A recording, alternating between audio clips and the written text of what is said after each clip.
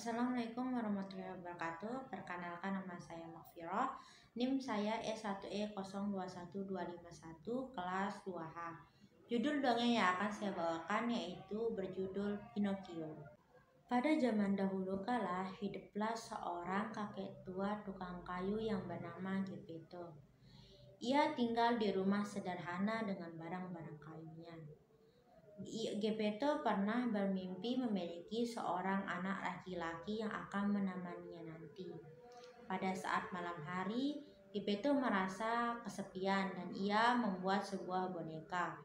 Karena Geppetto handal dalam membuatnya, boneka yang ia buat pun terlihat bagus dan terlihat nyata. Setelah Geppetto selesai membuat Pinocchio, Geppetto pun pergi untuk tidur dan kisah Pinocchio dimulai pada malam itu juga. Setelah Geppetto pergi untuk tidur, seorang peri biru datang menghampiri Geppetto dan berkata, "Geppetto yang baik hati, kamu adalah orang yang baik untuk semua orang. Karena itu aku akan mengabuli keinginanmu dengan menghidupkan Pinocchio kecilmu ini," ucap si peri biru sambil mengayunkan tongkatnya.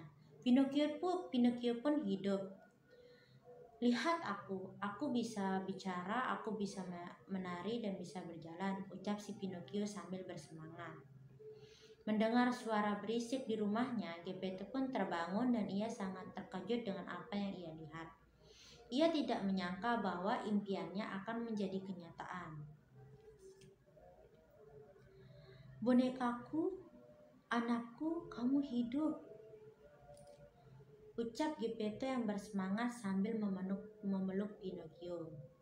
Pada keesokan harinya setelah kejadian tersebut, Geppetto memberikan uang kepada Pinocchio untuk mengirimnya ke sekolah dan membelikan buku. "Pinocchio, kamu harus ke sekolah. Di sana kamu akan mendapat ilmu pengetahuan. Dan kau jangan pernah berhenti sebelum sampai ke sekolah," ucap si Geppetto kepada Pinocchio. Pinocchio pun gembira dengan apa yang diberikan oleh Geppetto. Ia pun berjalan untuk menuju ke sekolah. Namun pada di pertengahan jalan ia bertemu dengan seorang anak laki-laki. "Hei, kamu mau kemana dengan uang sebanyak itu?" tanya si anak laki-laki tersebut. "Aku ingin ke sekolah dan membeli buku," ucap si Pinocchio. Namun anak laki-laki itu memberi jawaban kepada Pinocchio dengan, "Daripada kau membeli buku dan pergi ke sekolah, lebih baik uang yang kamu pegang gunakan untuk membeli permen saja, rasanya sangat enak loh," ucap si anak laki-laki tersebut. Namun tiba-tiba seekor belang ajaib datang dan menghampiri pundak Pinocchio dan berkata, "Kau jangan mendengarkan perkataan dari anak si laki-laki itu. Kau harus fokus berjalan sampai menuju ke sekolah." Namun Pinocchio tidak mendengarkan ucapan si belalang ajaib tersebut dan ia memilih pergi ke toko permen. "Apa kau yakin uang sebanyak ini kau gunakan untuk membeli permen?" tanya si pelayan toko. "Iya, ayahku memberikanku uang untuk membeli permen ini," ucap si Pinocchio.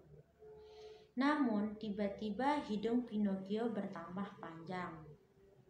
Setelah Pinocchio keluar dari toko permen tersebut, anak si laki-laki itu berlari dan merampas permen dari tangan si Pinocchio, di mana Pinocchio telah ditipu. Dan di situ belalang ajaib menghampiri pundak Pinocchio dan berkata lagi atau bertanya, "Kemana uangmu?" Pinocchio pun menjawab, "Uangku hilang dan jatuh." Namun Pinocchio berbohong dan hidung Pinocchio pun bertambah panjang. Setelah kejadian tersebut, Pinocchio pun melanjutkan perjalanannya ke sekolah. Namun pada saat di perjalanan ia bertemu lagi dengan seekor serigala dan seekor kucing dan percakapan antara mereka bertiga dimulai. "Hei, apa kamu mau pergi ke pertunjukan boneka? Kami memiliki 1 tiket. Harganya 5 koin, ucap si serigala dan seekor kucing. Mendengar tawaran dari serigala dan seekor kucing, Pinocchio pun tertarik dengan tawaran tersebut dan menerimanya. Iya, aku memiliki uang 5 koin. Ayahku memberikannya untuk membeli tiket di pertunjukan yang menarik, ucap si Pinocchio. Namun, hidung Pinocchio bertambah panjang lagi. Setelah Pinocchio membeli tiket dari serigala dan seekor kucing, Pinocchio pun pergi ke pertunjukan tersebut. Namun, tiket yang ia beli ternyata palsu. Penjaga pertunjukan tersebut tidak memperbolehkannya masuk, dan Pinocchio pun keluar dan duduk sambil menangis. Namun, tiba-tiba seorang laki-laki berambut dan berjenggot panjang datang menghampirinya. Dan ternyata ia adalah Stromboli, yang dimana ia merupakan pemilik dari pertunjukan boneka tersebut. Ia sangat terpesona terhadap Pinocchio yang merupakan boneka hidup tanpa alat pengatur.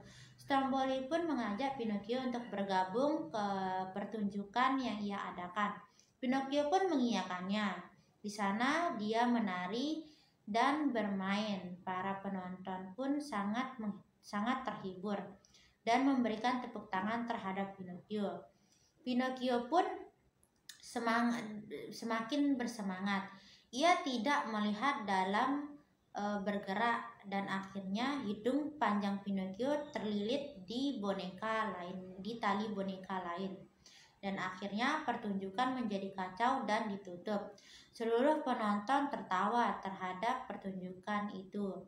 Setelah kejadian tersebut, Pinocchio pun terasa lelah dan ia ingin pulang dan sangat merindukan Geppetto. Ia minta izin kepada Stromboli. Namun Stromboli tidak mengizinkannya, malah memasukkan Pinocchio ke dalam sangkar dan dikurung. Kamu milikku, kata si Stromboli. Dalam kandang, Pinocchio sedih dan sambil duduk. Belalang ajaib pun datang dan menghampirinya dan berkata, jika kamu mendengarkan apa yang aku katakan, maka kejadian ini tidak akan tertimpa olehmu, kata si belalang ajaib. Namun belalang ajaib merasa kasihan terhadap Pinocchio. Ia pun memberikan kesempatan kedua agar Pinocchio dapat berubah. Belalang ajaib pun pergi menuju rumah Geppetto dan menceritakan apa yang terjadi terhadap Pinocchio. Setelah menceritakan apa yang terjadi, segeralah Geppetto pergi untuk menyelamatkan Pinocchio dari Stromboli. Dan mereka bertiga pun terjadi kejar-kejaran. Pencuri, pencuri, kata si Stromboli sambil berlari. Bonekaku, bonekaku, katanya. Pinocchio pun dengan cepat, bagaimana ia membuat jebakan agar Stromboli jatuh tertimpa kotak boneka. Namun tiba-tiba suara terdengar, brak. Pinocchio dan Geppetto pun dapat melarikan diri. Setelah melarikan diri dari kejaran tersebut, Geppetto pun berkata terhadap Pinocchio, "Oh Pinocchio, lihatlah hidungmu. Jika kau berbohong, itu yang akan kau dapatkan," ucap si Geppetto. Pinocchio pun merasa malu dengan apa yang ia lakukan. Ia pun akhirnya memutuskan akan berkata jujur dan tidak berbohong lagi. Dan ia akan menjadi anak baik dan patuh terhadap kedua orang tuanya. Setelah kejadian tersebut, hidung Pinocchio pun menjadi mengecil dan kembali seperti semula. Peri biru pun datang dan membaca mantra dan mengubah Pinocchio menjadi anak laki-laki yang sesungguhnya. Pinocchio dan Geppetto pun hidup bahagia. Baik, dari cerita dongeng yang saya ceritakan dapat kita petik pesan di sana, di mana Pinocchio memperoleh apa yang ia dapat dengan apa yang ia perbuat. Dengan kejadian tersebut, akhirnya Pinocchio mengubah dirinya menjadi anak yang baik dan patut kepada kedua orang tua dan menaati perintah kedua orang tua dan tidak akan berbohong lagi. Mungkin itu saja cerita dongeng yang saya dapat sampaikan. Bila ada salah kata, saya mohon maaf. Wassalamualaikum warahmatullahi wabarakatuh.